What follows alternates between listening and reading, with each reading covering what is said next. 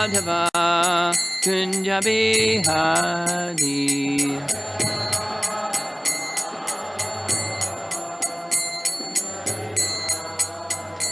Gopijana Balabha Girivardhari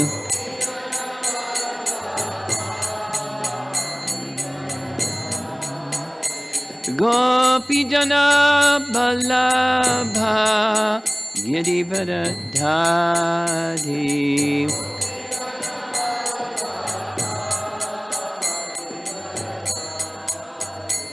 Jasodanandana Brajajanaranjana Jasodanandana Brajajanaranjana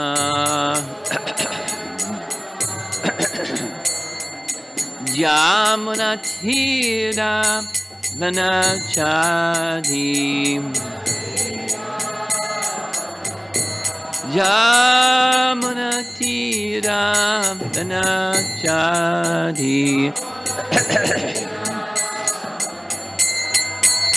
Jaya Radha Madhava Kunja Bihari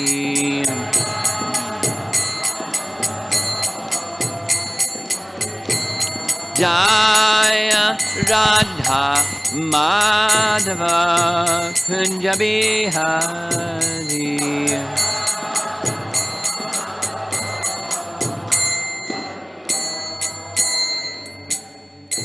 Jai Om Vishnupad Paramahamsa Parivedikacharya Astatara Satasi Srimad Divine Grace Sri Bhakti Vedanta Swami Srila Prabhupada Ki Ananta Koti Vaishnavrinda Ki Shri Shri Kishore Kishori Ki Gaur Premanandi.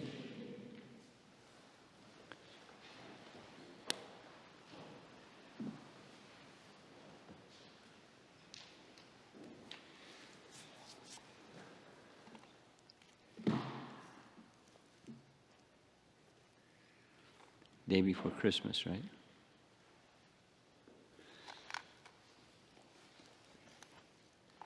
Do many people have to work on the day before Christmas, or that's, yes, many people, many people. You're going to go to work later, or you're playing hooky? I'm looking behind you. Huh? Okay. Okay. Well, same theme, following in the footsteps. Can the light go down, Subal, or somebody?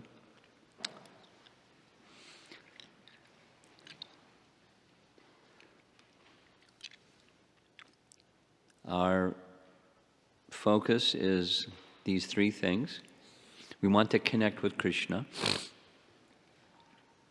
And prayer is a very standard way of connecting with Krishna. And there are prayers by our acharyas and others found within Srimad Bhagavatam that are intended to connect with Krishna, and they help us connect with Krishna, so we'll just follow in the footsteps of those great personalities with our intention of connecting with Krishna by that method. Yesterday morning, there was a session on acceptance. We made one reference from the prayers of Lord Brahma to Krishna. It was Canto 10, Chapter 14, text number 8. We're going to see the verse again, but we're going to go further beyond those verses. In the first 8 verses, this is the beginning of Brahma's prayers, so like that beautiful image, he's with palms folded before Krishna, who's little boy, and the story, the pastime, is Brahma wanted, after seeing the Aghasura demon Leela, where Krishna killed the Aghasura demon, he was, wow, what's the limit of the opulences and potencies and mystic powers of Krishna? I want to see. So he did something that he shouldn't have done. He interfered with Krishna's pastimes and kidnapped first the calves and then the cowherd boys to see what Krishna would do. And what Krishna showed him was the unlimitedness of his mystic opulences and potencies, and we'll see an image like this as we go along this morning. And then everything just disappeared. He saw the calves and the cowherd boys both in the cave and in front of Krishna, and he realized Krishna manifested the calves and the cowherd boys that are in the cave, and he manifested identical likenesses of the calves and the cowherd boys still sitting there having lunch at the same time. Not only he can manifest identical forms of himself, but he can manifest whatever he likes, including identical forms of each of the cowherd boys and each of the calves.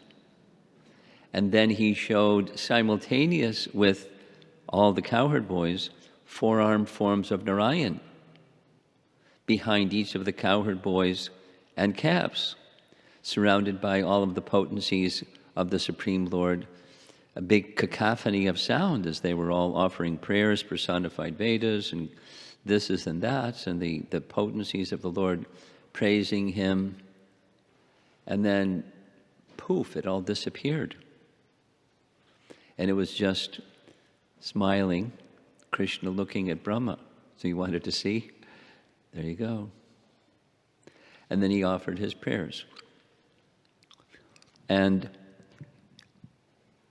one way of describing his prayers was he's assessing how to know the unknowable, which it's a contradiction, right? How to know the unknowable. Well, he rules out other methods. He rules out the speculative method first. And by speculative method, one cannot know the unknowable. And then what to speak of that unknowable that has unlimited potencies? How do you measure that which is unlimited?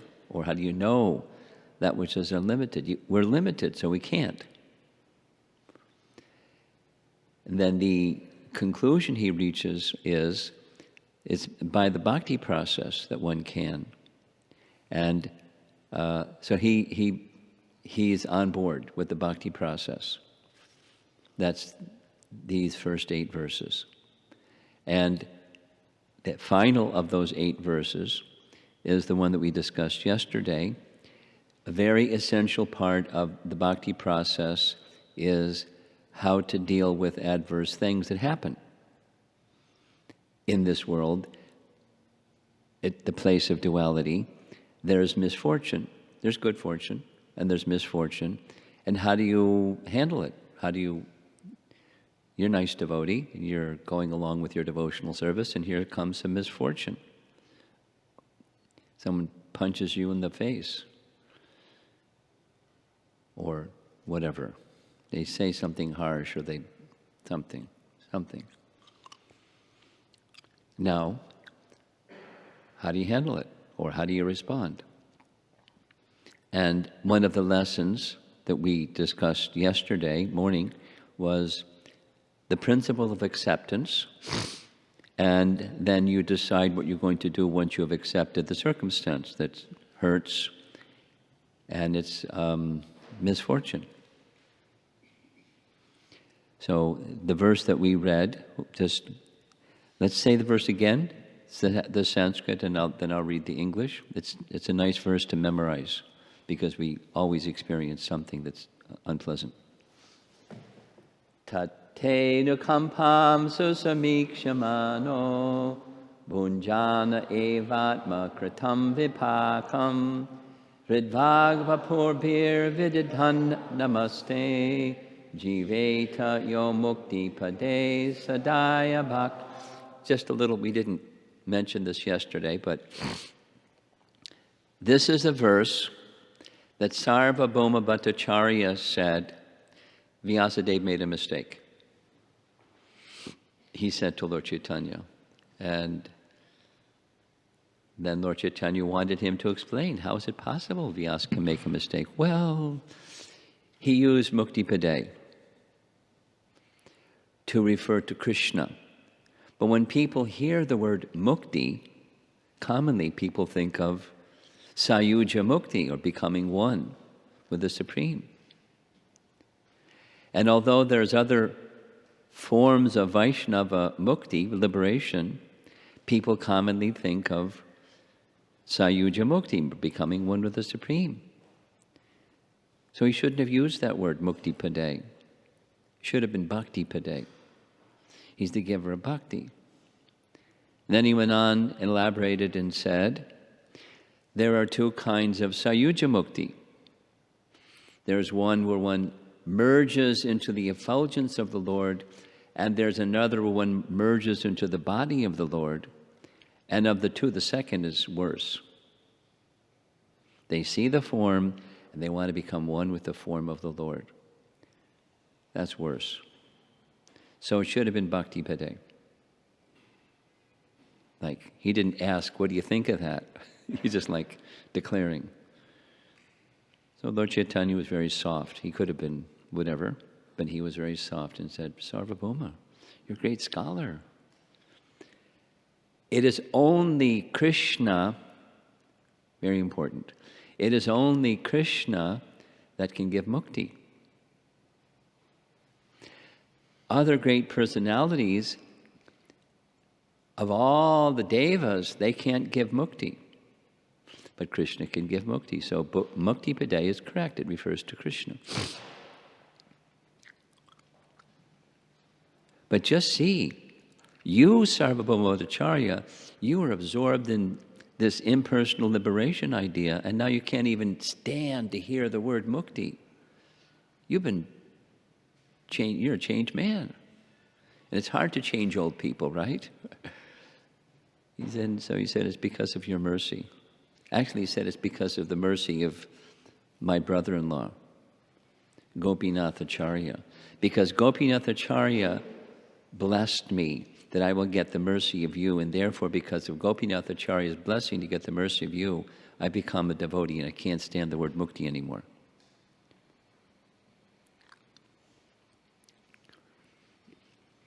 Just a little edification, or what's out there in the spiritual marketplace these days.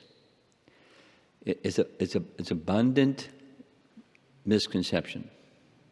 And one of them, I met somebody not so long ago, a man from Turkey, who now is living in Vancouver, with the details.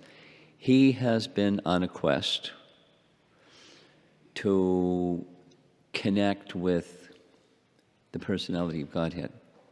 Or he didn't say the personality of Godhead, the highest truth. And he said his journey began when he was not well, and so he wanted some very soothing music. And so he got some of this modern soothing music, the electronic soothing music thing. And he was on his back listening to, and it turns out he didn't know what it was, it's just soothing music, but it was Gayatri Mantra. Someone soothing music and persons in a dreamy voice saying over and over again. So it went in, the Gayatri Mantra. He didn't know what it was, but then later he found out what it was. Then they gave this long story. It took about half an hour. But, he got to the point where he learned about Devi. So he became a Devi worshiper, and there was a particular feature of Devi that he kind of learned about. And then he found a guru online that was a worshiper of Devi, but he didn't speak English. He only spoke Hindi. And so he was having he was on and on and on and on. So he wanted to know, he never heard Bhagavad Gita, never heard Krishna, that Krishna is the source of everything. He never heard it before. He came to visit a temple. Long story. And where's this from? Can you explain?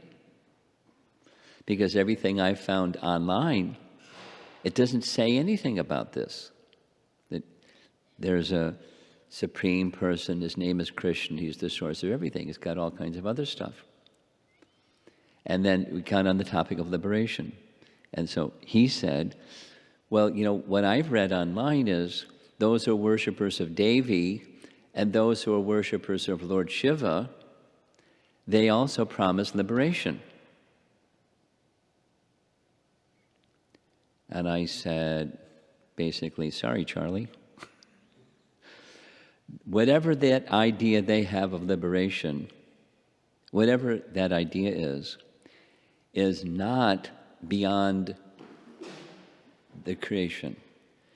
Devi and Lord Shiva can give that which is within the realm of creation. They're endowed to do that by the source of everything. They're not the source of everything. They're endowed by the source of everything to give benedictions and call it whatever you want to call it, but it's within the purview of creation, that which is created and destroyed. It's not liberation. So what is liberation? Here's what liberation is. And the source of Bhukti Pade, that's Krishna. Because he's the source of everything, including everything, including mukti. He's the source of everything, including bhakti. So it's a nice understanding. It's a very important understanding for us and our interactions with others. We may not have on the tip of our tongue this verse, but we should at least in principle know. And when you're passing, even if it's on the tip of your tongue, and those who are recipients or searching personalities, this young man was unique. At least I felt, he really wanted to know. He didn't want to, just take somebody's word for it. He wanted to know. Because his thing was, what do I have to do to see Krishna? You have to become qualified. That's what you have to do. And here's the procedure for qualification. Here's where it shows in Bhagavad Gita what that qualification is, the method and what it looks like when you're there. And then it's dependent upon Krishna's mercy. He doesn't have to show himself to you, but if he wants to, he can. But first become qualified. So, Brahma's qualified, and he's totally absorbed now, not like he wasn't before, but what he just experienced, his curiosity was more than satisfied. He was overwhelmed. And very much appreciating the kindness of Krishna. Even he had made this offense that Krishna reciprocated with his curiosity. There is no limit to Krishna's opulence and his mystic powers. So now that he's taken full shelter of the bhakti process, leaving aside any speculative attempt to know the unlimited, he begins another set of prayers.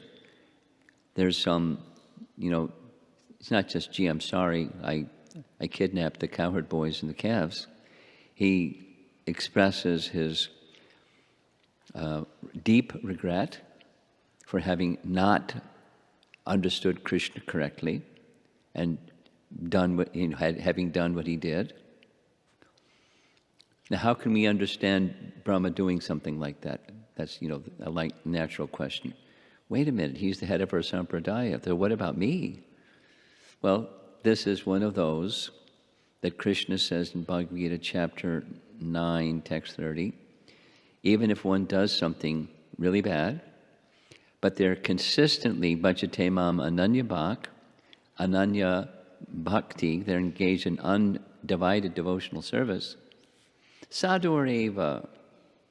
So that's how we should see Brahma. Sadhureva. It's a tsunami came in and he became overwhelmed. Now he's not overwhelmed anymore. He's back in the saddle of being really clear about bhakti.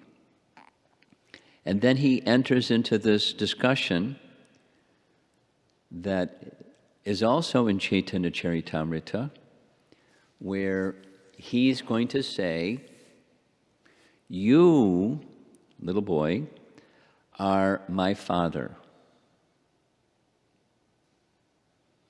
And Krishna is going to say, what? I'm a little boy, and you're the firstborn being in the universe, so please consider what you're saying. And then he gives his reasoning why he says what he says. And that's in these verses, and it's unpacked in Chaitanya Charitamrita. We're going to spend a little time with that.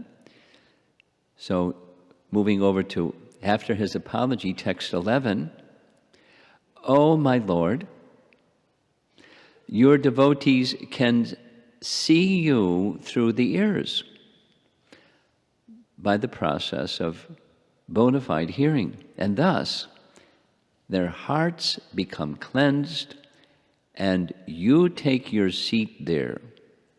You are so merciful to your devotees that you manifest yourself in the particular eternal form of transcendence in which they always think of you."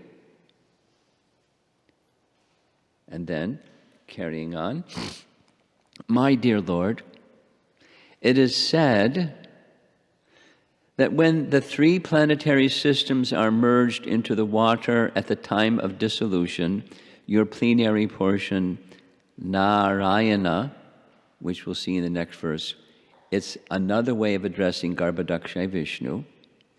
We'll see, so hang on. "Lies down on the water, gradually a lotus flower grows from his navel," and Brahma, it's Brahma speaking about Brahma. "And Brahma takes birth upon that lotus flower. Certain these words are not false. Thus, am I not born from you? O Lord of Lords, you are the seer of all creation. You are indeed everyone's dearest life. Are you not, therefore, my father, Narayana?" Then he says, Narayana refers to one whose abode is in the water, born from Nara, or Garbhodakshay Vishnu. And that Narayana, Garbhodakshay Vishnu, is your plenary portion. All your plenary portions are transcendental. They are absolute and not creations of Maya. So there's a refutation of Mayavad doctrine in Brahma's prayers. So here's an image of Krishna Das Kaviraj writing Chaitanya Charitamrita. And in Chaitanya Charitamrita, he touches on this verse, and Krishna responds, saying, what I said, Krishna said, Brahma, please consider, I'm a little boy, and you're the firstborn living being. How is it that I'm your father? And Krishna Das Kaviraj unpacks the verse in the following way. Yes, you are. You are my father. Let me prove it. So he goes to the empiric method. Krishna is the ayana, or the refuge of all naras, the aggregate of all living beings. And you, Krishna, are the refuge of all living beings, and therefore you're the original Narayana, who is the father of every living being. Now I'll give you the second reason. Krishna is the source of the Purusha avatars. He protects and invests potencies in the Purushas, who in turn are the shelters of all living beings. So he's the shelter of those who are the shelters. So you're the original Narayan. You're my father. Now I'll give you the third explanation. Krishna oversees the wanderings, or ayana, of all living beings. Of course, that's in his Shirodakshai Vishnu feature. But Krishna, we can say, Krishna oversees the wanderings of all living entities. So, you're my father. Interesting. That's in Brahma's prayers. So now, text 15. My dear Lord,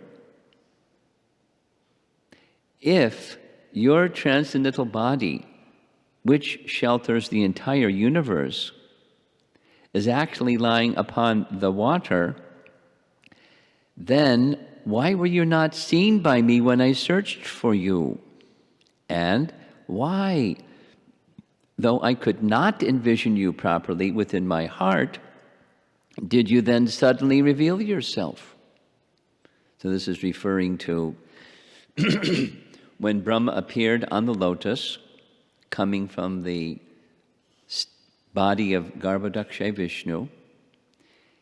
There was darkness in all directions, and he was inquisitive. I want to know. Who am I? Where have I come from? What is the source of my existence? You know, since the beginning of time, people have asked such a question. And he then searched. He used his reasoning faculty, which is, I'm on a lotus. The lotus come from some source. I just climb down the stem and I'll find where I came from. Very logical. And he climbed down and down and down and down and down and down and down, because he heard, it says, he heard the splashing of the waves of the Garbhodak ocean. So he heard that there's something below, but he couldn't find what was below. So he realized, by my reasoning and sense perception powers, I'm not going to find out. He came to that conclusion, and then he heard tapa. So he's asking, well, why I couldn't see you? You're the source of my existence. Why I couldn't see you? And although I couldn't see you within my heart either, suddenly you appeared. So could you please explain? And now we're going to need the portable microphone. And this is a summary, dramatic reading with some nice soft music in the background of the next set of prayers, where Brahma is giving the answer to his own question.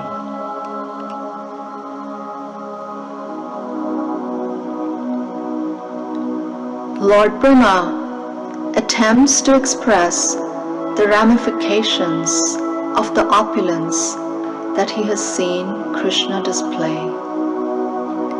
He prays to Krishna, O Lord, I previously was unable to either understand or see you due to the coverings of your own Maya, your illusory energy. But you are the controller of that Maya, and that was proved by Mother Yashoda's seeing the universe within your abdomen. Now, at the present, that universe is externally manifest as your inconceivable energy, and it is therefore all that I perceive.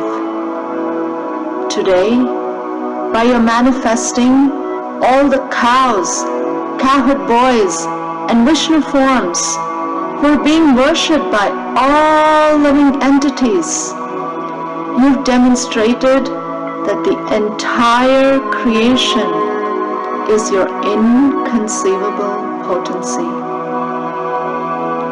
And now, I'm seeing before me the original form of the unlimited, supreme, absolute truth.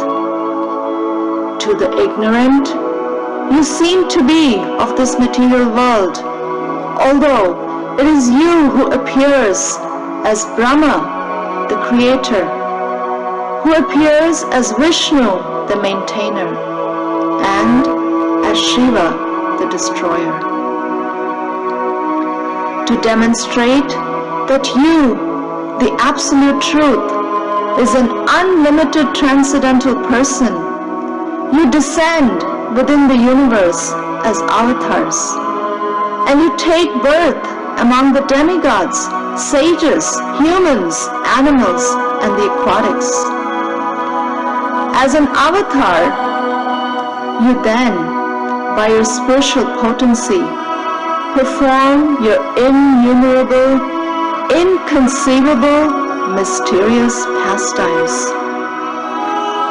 Due to you, this entire universe, which, like a dream, is by nature unreal, nevertheless appears real, and thus it covers one's consciousness and assails one with repeated miseries.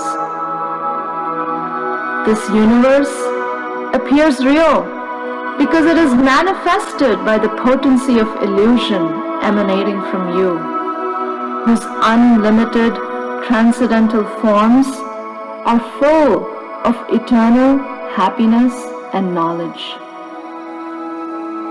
You are the one Supreme Soul, the primeval Supreme Personality, the Absolute Truth, self-manifesting, endless and beginningless.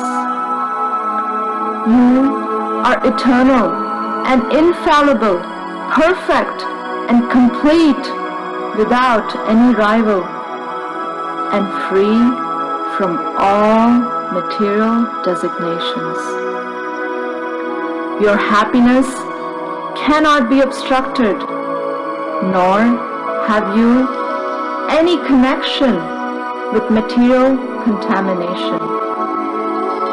Indeed, you are the indestructible nectar of immortality.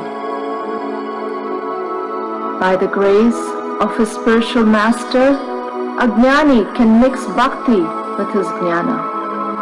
He will then be able to see you as the soul of all souls. He will be able to see you as the super soul of his own self. This vision will allow him to cross the ocean of material existence. For one who has thus realized you, the illusory energy at once subsides, for he is free of the false vision of perceiving anything as separate from you. Seeing you with this vision of knowledge, and remaining in knowledge of you, devoid of the false perceptions that are the cause of the existence of the material world, his ignorance and illusion cease. Therefore, through knowledge of you and knowledge of himself as your eternal servant, neither liberation nor bondage have meaning for him, just as day and night have no meaning for one present on the sun planet. How foolish are the jnanis! How foolish are the mayavadis! They are fools because they consider your form as a manifestation of illusion. How foolish are the conditioned souls! Regardless of how intelligent they think themselves as being, they all perceive themselves as their bodies, and they thus fail to see their self as part of you. They are all fools because they reject you. and in so doing, they search for the Supreme Soul outside of your Supreme Personality. How foolish are all of these so-called learned men. O unlimited Lord, the saintly devotees who have added bhakti to their jnana seek you out within their own bodies by rejecting everything separate from you. Indeed, how can discriminating persons appreciate the real nature of a rope lying before them until they refute the illusion that it is a snake? My Lord, if one is favored by even a slight trace of the mercy of your lotus feet, he can understand the greatness of your personality. But those who speculate to understand the Supreme Personality of Godhead are unable to know you, even though they continue to study the Vedas for many years.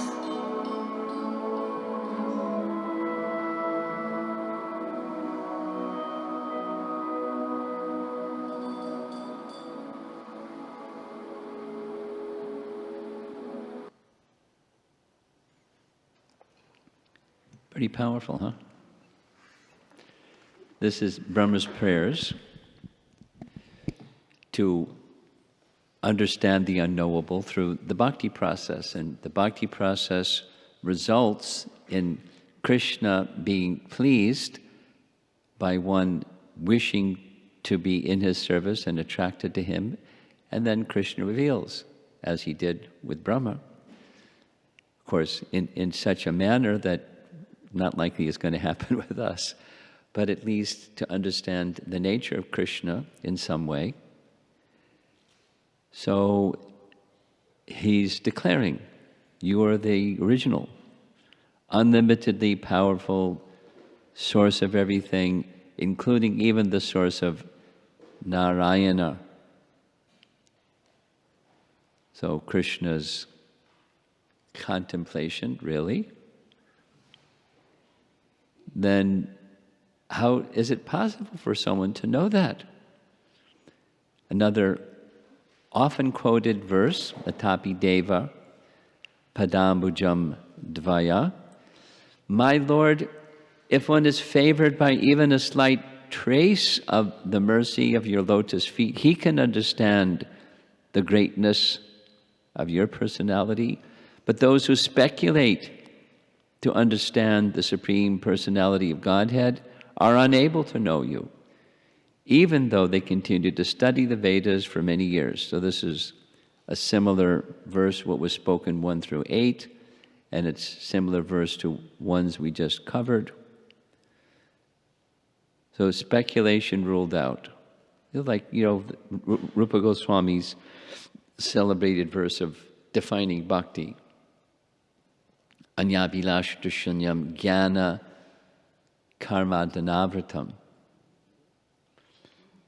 So now the prayers move on. Now that you have understood me, Brahma, what is it that you want? That's a natural question for Krishna. Of course, Krishna knows.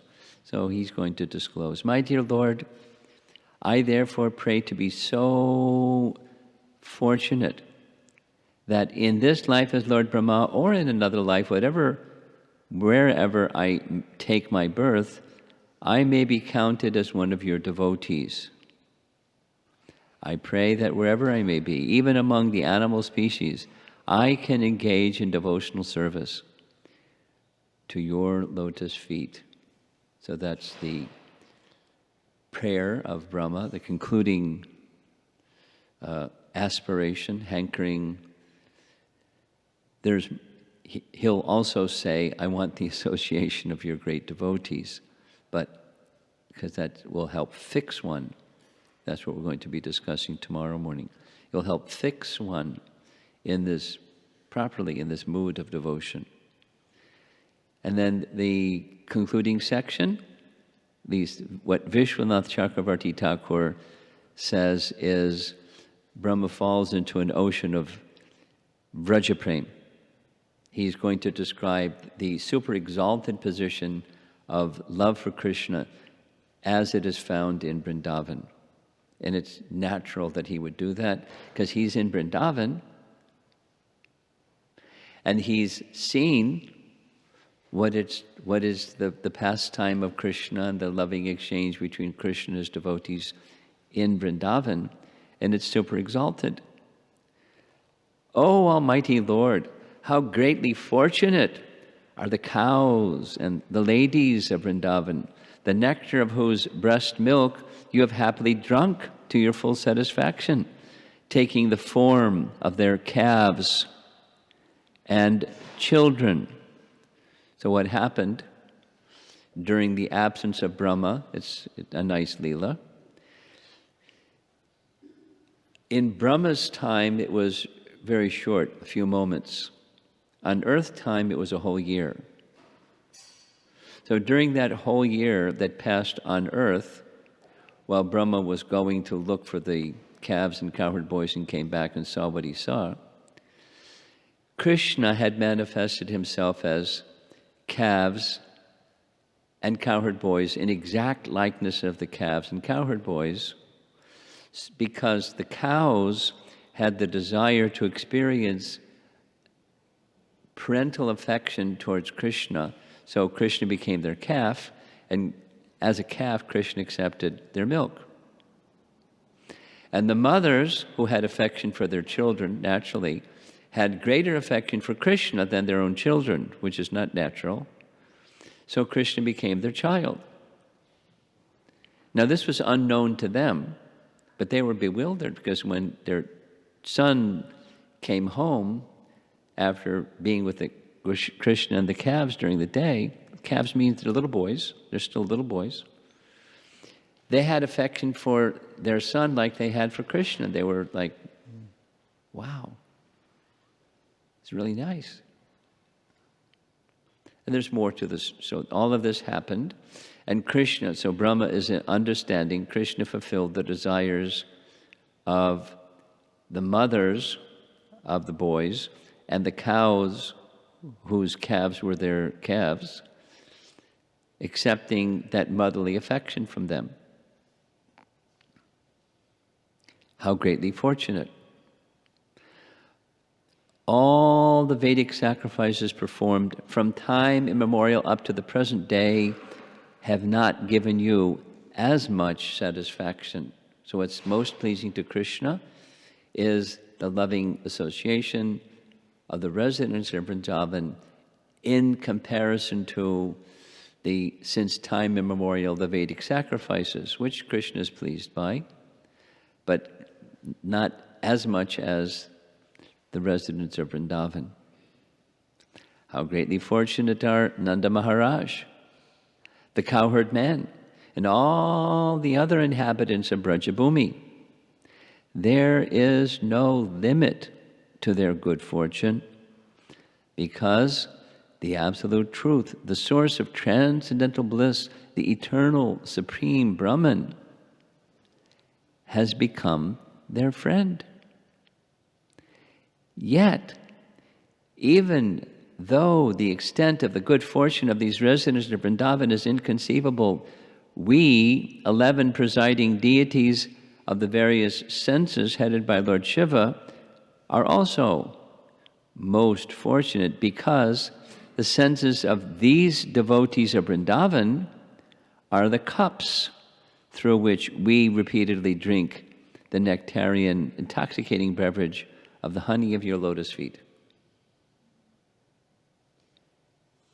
So he's honoring the residents of Vrindavan in this very interesting way. My greatest possible good fortune would be to take any birth, whatever, in this forest of Gokul, and have my head bathed by the dust falling from the lotus feet of any of its residents. Their entire life and soul is the Supreme Personality of Godhead, Mukunda, the dust of whose lotus feet is still being searched for in the Vedic mantras. My mind becomes bewildered just trying to think of what reward other than you could be found anywhere. You are the embodiment of all benedictions which you bestow upon these residents of the cowherd community of Vrindavan. You have already arranged to give yourself to Putana and her family members. Putana had 2 brothers, and her 2 brothers were also delivered by Krishna in exchange for her disguising herself as a devotee. So what is left for you to give these devotees of Vrindavan, whose homes, wealth, dear relations, bodies, children, and very lives and hearts are all dedicated only to you? That's a nice question. And Vishwanath summarizes it this way. They have given you everything, their homes, wealth, etc. Their very lives and hearts. How are you going to reciprocate with them now? You are such a generous giver. You have given yourself to Putana. How then will you reciprocate with these Brajabasis? And you know what his answer is? You cannot. And so he says instead, Krishna raised their level of love to the mood of pranaya, a relationship of profound affection. That's their reciprocation. So this is the end. We're hearing the prayers of Brahma to inspire our feelings of connection with Krishna, especially in his feature in Braja. No, we're in Chicago. Maybe we're from some other place, but we're in Chicago right now, and it's not Braja. But the love of the residents of Braja is so exalted just by hearing about it, as we're hearing about it from Lord Brahma. It inspires that eagerness for connecting with Krishna in that way. It's so wonderful. Now, how do we... I'll end with this. One of the lectures that I've been hearing in this little device is about that big, and it's all of Prabhupada's recorded lectures, and he's going through, in the first section, I mentioned this the other day, Bhagavad Gita from first chapter. So one of the classes is whether it's at 26-second Avenue, the sound in the background sounds like it's 26-second Avenue because you can hear the cars and the sirens and the beeping horns and all that. Sounds like 26-second Avenue. But the people in the audience are, she refers to specifically Dr. Mishra and other people. So at one point he says, for example, Mr. Cohen has recently gone to California, and I haven't been there, so I asked Mr. Cohen, when you get there, can you write to me and tell me what it's like? Because depending upon your description, I also may want to go there. Then he said, so similarly, we've been hearing about Chintamani. It's like, he's just using that phrase, it's the Govinda prayers. And by hearing about Chintamani and Goloka, we may want to go there, just by sound. So his point was, so similarly, that which is beyond our senses to experience, we have to first hear. And when we hear, we may have some enthusiasm. I want to go there. But if somebody says, it's a really nice place, heaven is a really nice place, you should want to go there, and ask them, what's it like? What do you do there? What's the travel advertisement?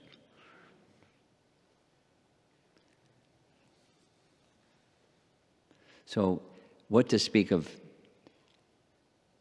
Goloka Vrindavan and the love of the residents in Braja and that part of Goloka Vrindavan? We're hearing directly from Brahma, who has this first-hand experience. Now, it's not our experience, it's his experience. But we look to Brahma as he's the original preceptor of our whole sampradaya. And by hearing from him, it's inspiring. The potency is there to wish to be connected with Krishna, especially even in that feature. And this is Srimad Bhagavatam. It's inspiring us, through Brahma's prayers, to connect with Krishna in his most intimate feature in Vrindavan. And that starts even from Canto 1, what to speak of Canto 10.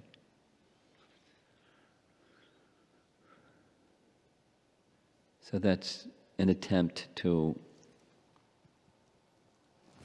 elaborate on our theme here for this, our time together, this winter retreat. Hare Krishna. Can we turn the light on? And someone wants to move the microphone around. Somebody would like to discuss some point or question? There's Subal.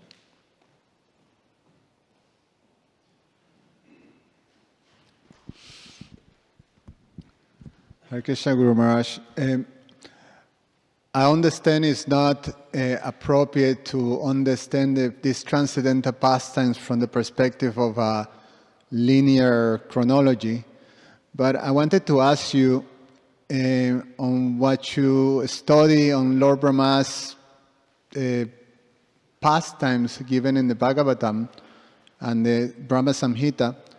So, Lord Brahma, some chronology, if it's possible, that has been revealed, of Lord Brahma first appearing and then hearing tapas and performing, and then Krishna appearing, shaking his hand, or Lord Vishnu, and then when the Brahma Samhita gets revealed to him, or the realization of the Brahma Samhita, and then there is this pastime, then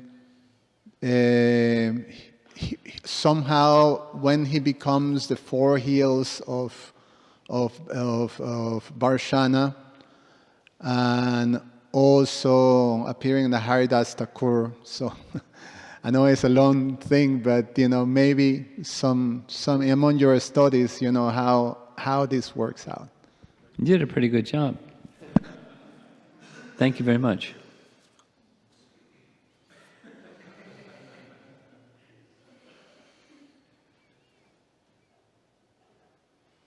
Anyone else?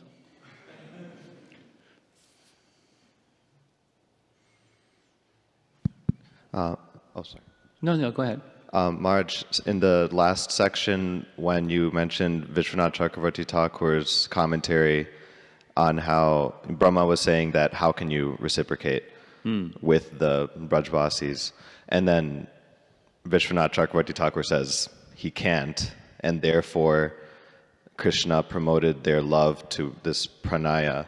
So I was just wondering, is that feature of love something that's exclusive to the Brajvasis? Yes. Okay. Others cannot know it. It's a bestowal upon them. Now, there's a qualification for that to be bestowed upon them. And there's an eligibility for us to have that bestowed upon us. But it's the association. There are eternal associates that are like that.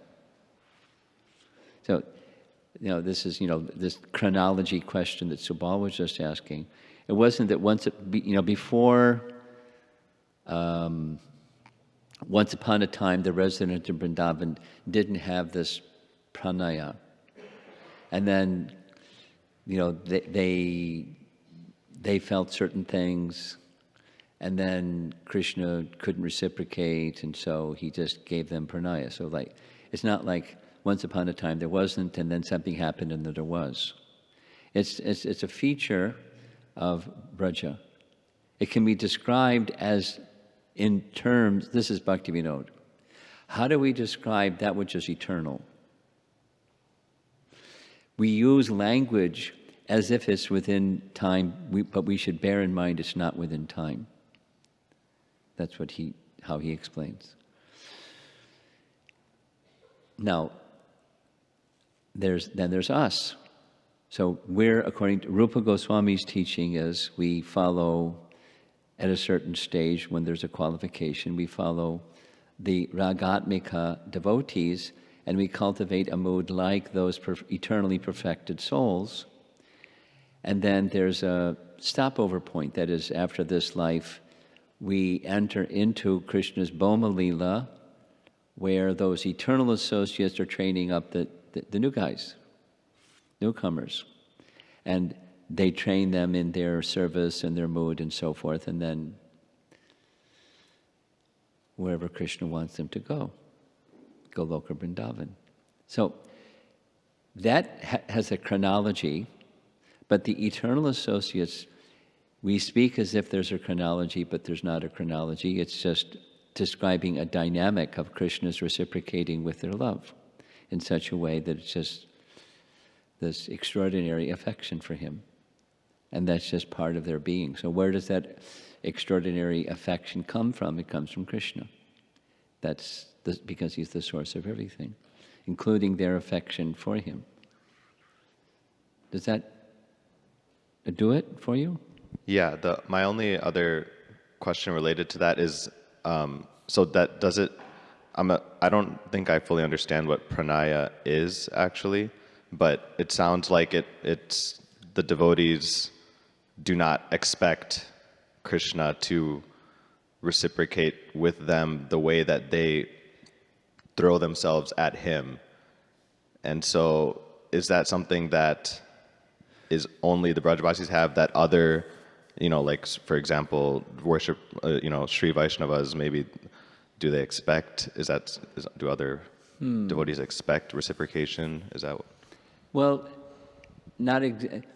it's a tough question to answer. And my answer would go like this. There could be other ways to answer than what I'm about to say. And that is we would not say that the residents of Vaikuntha have some expectation, a material type of expectation. They have a relationship with Narayana, but there's no material contamination in their relationship or their expectation. At the same time, there's perfect, more perfect, most perfect. So what's the most perfect about the residents of Vrindavan is that their love is so intense. And amongst the residents of Vrindavan, the gopis, their love is most intense. So that's not, let's say, well, Mother Jasoda, she's nice, but she's just not intense, like the gopis. Well, she is. But, it's so Vatsalya Rasa and Madhurya Rasa. And then amongst them all is Radha. And so she is superlative amongst the superlative. According to what Sanatana Goswami says in Brihat Bhagavatamrita in this part 1, when Narada is searching for who is the greatest recipient of the Lord's mercy, he says, they're all perfect. It's as if they're passing on to the next one, more perfect, more perfect, more perfect, but they're all perfect. And in their humility, they're saying they're not, but they are, because their interest is the interest of the Supreme Lord. That's pure. So then there's degrees of intensity. So now back to your question. Not just the followers of Sri Vaishnavism, but those who are residents of Vaikuntha, or those who are residents of Ayodhya, or those that are residents of Dwarka, Mathura, and not Vrindavan. Do they have an expectation? That was your question. Indicating like a material one or some kind of a one. Well, we're souls. So that which is the contamination expectation over here has its counterpart in the spiritual world, and the expectation is Krishna is going to be kind. But his kindness may not come in the way that we think it's going to come.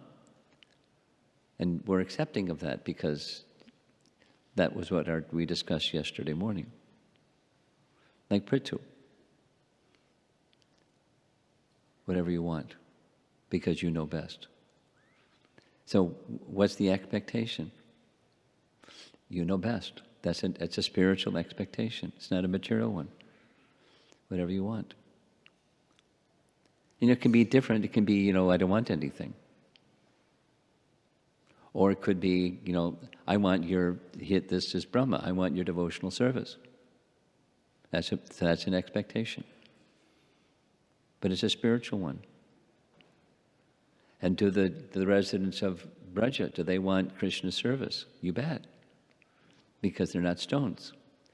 So there's an expectation, but it's the degree of selflessness is the exceptional feature of Madhurya Bhav. Unlike what's in Vaikuntha. Okay? Jamuna Jivana? Thank you. Guru Maharaj, I have two questions. Just before the Chatush Shloki of the Bhagavatam, I was just reading this verse, and Lord Brahma prays, he says that I shall be engaged in the creation of different types of living entities, and I shall be occupied in your service. I shall have no perturbation, but I pray that all this may not give rise to pride, as if I were the Supreme. And then in his apology to Krishna in texts 9 and 10, he says, I thought myself, Tvad pratak isha manina, I thought myself separate from you. So, how to understand, and what can we learn from that, how Krishna reciprocated with him when he initially prayed for protection from thinking himself separate from Krishna. And then Krishna put him in a situation where he became bewildered and tried to challenge Krishna himself. Well, it wasn't challenge. It was curiosity. That's my understanding anyway. It wasn't like, who's bigger, me or you? He just wanted to see the extent, and that was his way of going about finding the extent. What would Krishna do?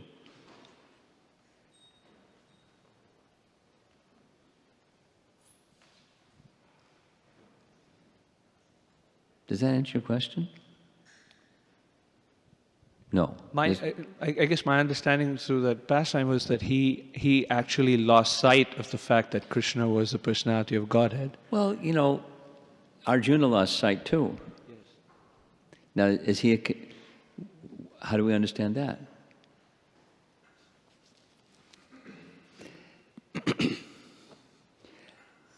Prabhupada would become very disturbed. I heard twice in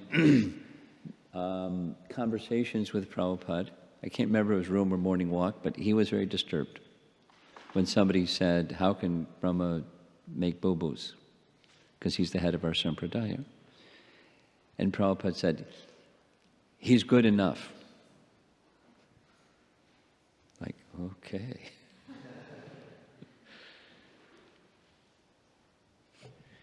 My question is more from Krishna's side. Brahma prayed, please protect me. And it depends on, there's different Brahmas and so forth and so on. But in other words, Krishna could be demonstrating to us we should be wary. Krishna could have detected something and removed that something. It depends. Krishna could just be reminding Brahma just in case, so he doesn't become forgetful. It can be any number of options. And it doesn't have to be, at least my understanding is, this is reading Tamal Krishna Maharaj's unpublished manuscript of Brahma Samhita on Brahma's position. It's not like there's only one source where Brahma comes from. There's like 6 of them. And then the destination after Brahma's life is similarly, all kinds of variegated. So one could take one of these and say, that's it. But it's not it. There's multiple. There's multiple Brahmas, there's multiple sources. Sometimes Brahma becomes, in his next life, Brahma again. Sometimes, all kinds of sometimes, according to the very thorough research that Tamal Krishna Maharaj did. Now, he doesn't give all the scriptural references for each of these, but so the picture that I have from reading his manuscript I'm sharing with you, which is there are different Brahmas in different situations. Within those different Brahmas, what to speak of how many universes are there simultaneously, and there's a Brahma in each one of those. And then the universes are closed up, and then there's resting, and then another creation, and so many Brahmas. So it's quite variegated. The options are many. And what's happening depends on the Brahma and, and Krishna and their relationship. So there's lots of options. Got it, thank you. The other question, Maharaj, I had is, as I was reading this section, what stood out to me was the fact that Brahma spent 8 verses with beautiful glorifications of Krishna, and then he expresses what he did wrong and he apologizes. So is there something to learn from that? Because putting our feeble self in that same apologized situation. before, and then he apologized again. And, that sense of regret didn't depart. Okay, I took care of my regret, now I'm going to move on. It stayed with him. And that's, going back to the chronology question of Subal. At least according to Bhaktivinoda Thakur, Brahma continued to feel very regretful. And so he went to Mayapur and did penance to cleanse his heart, which was already cleansed, but to cleanse his heart from that mistake that he made. So,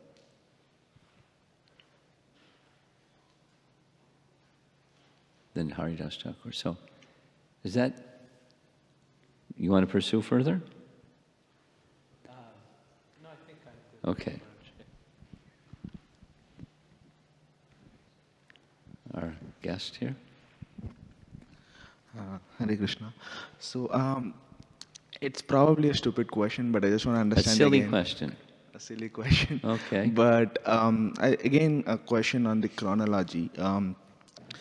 So when we hear Srimad Bhagavatam, we hear that when Krishna appears, all the demigods, they recite prayers and they welcome him. Assuming Brahma, Indra, everyone is involved in that. Everyone does what? Everyone recites prayers, everyone welcomes Krishna to this world when Krishna appears. Well, he's still in the womb of Devaki and they offer prayers. Even before he appears, they offer prayers. Yeah. So, okay, keep going. I mean, during the birth of Krishna. Okay, Haribol.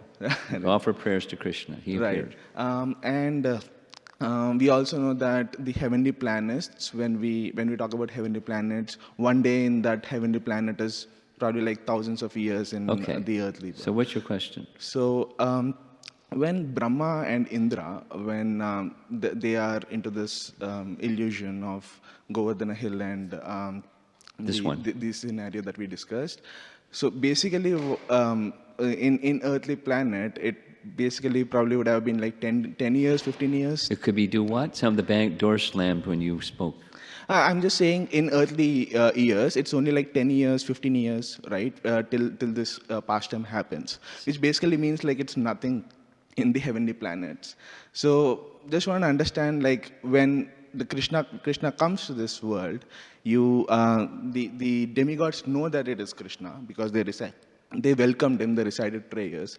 Now, in the when the This is a scenarios like college this, question. I'm labeling.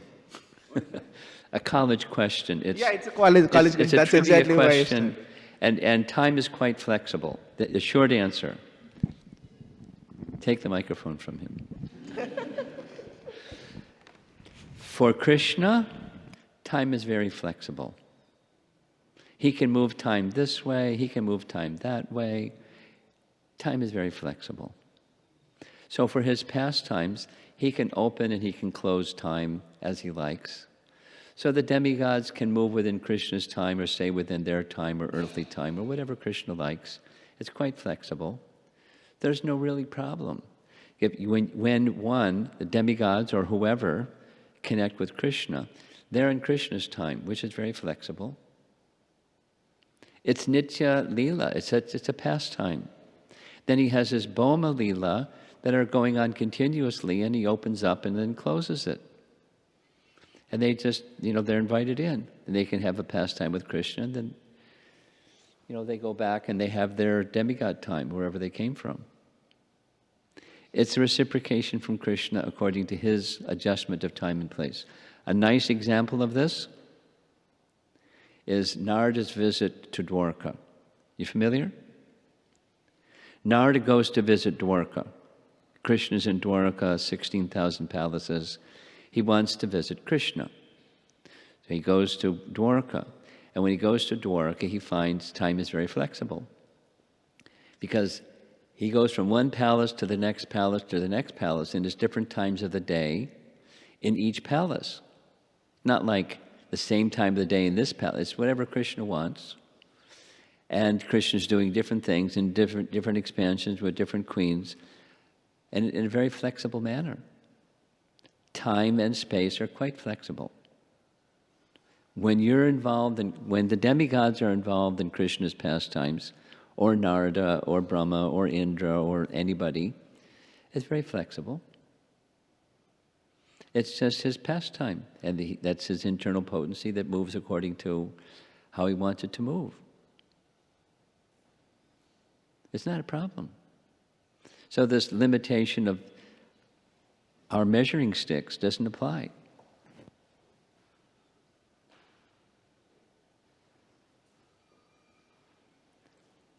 Someone had their hand. Okay, over here. I think this will be it. Sharan Swami, you were or you had said that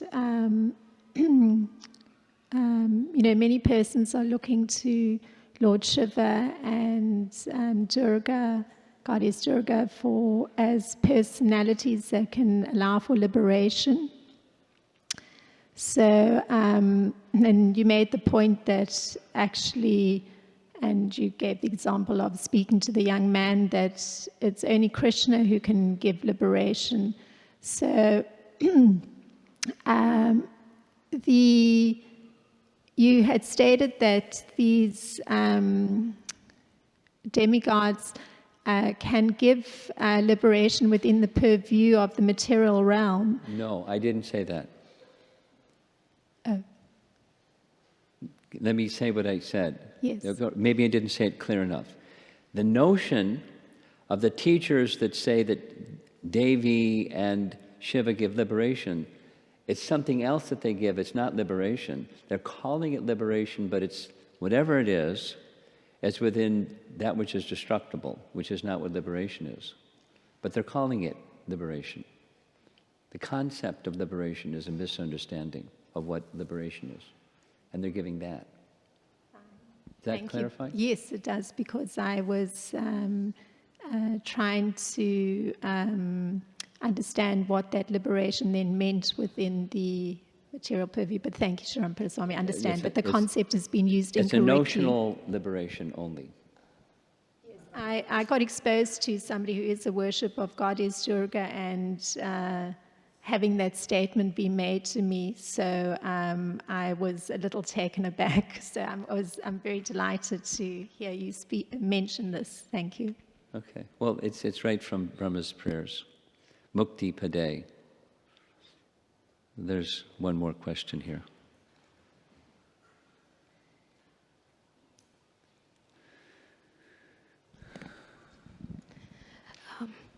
Maharaj, you were talking about the love of the gopis of Vrindavan, and you were sharing how can Krishna reciprocate to the love. You said that it's not possible to reciprocate, and then you shared about like how Krishna feels in reciprocation to the love. Can you share that part one more time? Sure. Now this is Vishwanath Chakravarti Thakur. It's not Prabhupada Swami. What do I know? Now, one of the things that Krishna says to the gopis is, I have no way to repay you. You're going to have to be satisfied with your own love. And my understanding of what Vishwanath Chakravarti Thakur says is that. Now, he reciprocates through the medium of his love. So it is a reciprocation. So to say, for Vishwanath to say, he cannot, because that's Brahma's question, is how are you going to reciprocate? And the answer is, he cannot. But then he reciprocates. That's a contradiction, right? He cannot and then he does. But that's Krishna. Does that answer your question? It's like the Stump the Swami question. Prabhupada was asked, Krishna is God. You have this idea, Krishna is God, and he has inconceivable potencies. So it's a contradiction question, a semantic question. Can God create something so heavy he cannot lift it? Because if you say he can create and then he cannot lift it, then it's something he cannot do. He can't lift it. Then if you say, no, he can't create something so heavy he cannot lift it, then there's something he cannot do. So it's a trick question, semantic question. And the answer Prabhupada gave immediately is, yes, he can create something so heavy he can't lift it, then lift it. Because he's full of inconceivable potencies, so he can do and then undo with no. The Queen Kunti's prayers teach us that he is the resting place of all contradictions, because within him is everything. There's this and not this. Whatever exists or doesn't exist is within him. So he's the source of everything, and so he's the resting place, or the place where all contradictions are resolved within him. So he cannot, and then he does. Maharaj, you had used a specific word from the document. I think it said pranava or pranaya, something. This is specific. It's his commentary. It's not in the shloka. It's his commentary. Like, what does that word mean?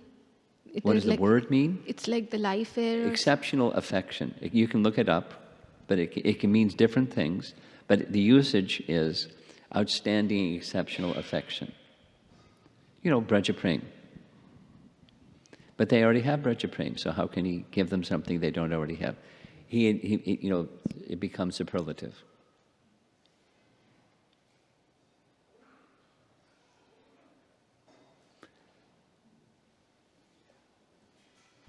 We're running out of time. So this is the last one. Yes.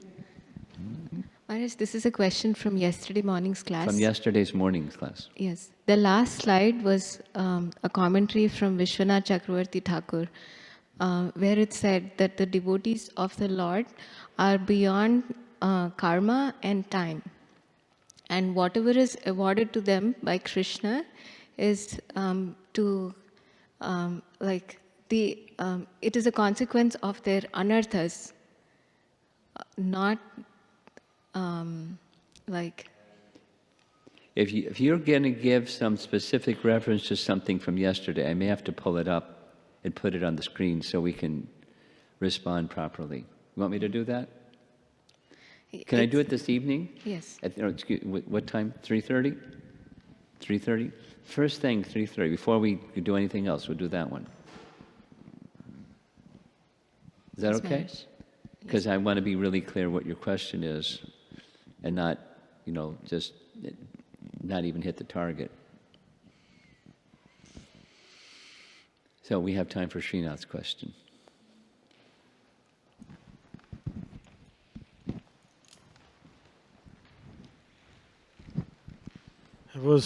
Guru Maharaj, this was a very powerful presentation that I, was part of it.